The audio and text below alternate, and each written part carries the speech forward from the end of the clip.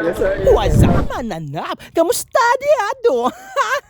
Ang daming ganap kahapon. Eto nga't niyaya ako ng isang fans ko. Ay, sa kaibigan ko pala. Na magkita kami kasi andito daw siya sa Manila. Ay, syempre, for the go naman ako. Kasi sabi niya, libre ko, kuya. Mabilis pa sa alas 4 ay nakarating na ako. Siyempre, naghabal-habal ako. Thanks to you, Joyride. Huwag na natin patagalin to. Boom! O diba, ang ganda niya.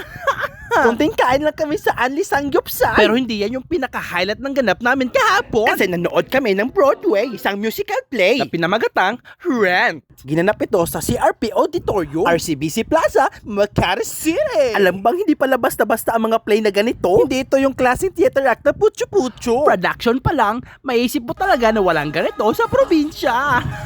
Pero bago magsimula ang show, pa-picture muna pang souvenir lang. Itong kasama ko, todo aura. Bahala na yung ibang naghihintay. Basta siya, pak na pak! 525,600 minutes, 525,000 moments so dear. Where were you? Sorry I'm late. I know, you lost your keys. I know, you went for a walk. You had to help your mother. Nosebleed tayo doon na. Alam mo ba na ang play na ito ay patungkol sa isang grupo ng mga tao who are struggling for survival, striving for success and acceptance, habang tinitiis ang kahirapan, illnesses and HIV epidemic.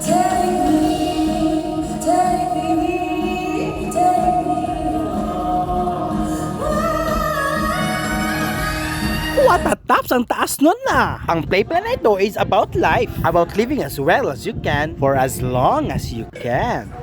Oh my god. Oh my god. Bravo! Ang ganda ng play na ito! Kung may natutunan man ako sa pinakitang play nila, yun ay ang pagiging matatag, madiskarte at maging matalino sa pagharap sa buhay. Ika nga nila, life is never easy nga naman talaga! Ciao!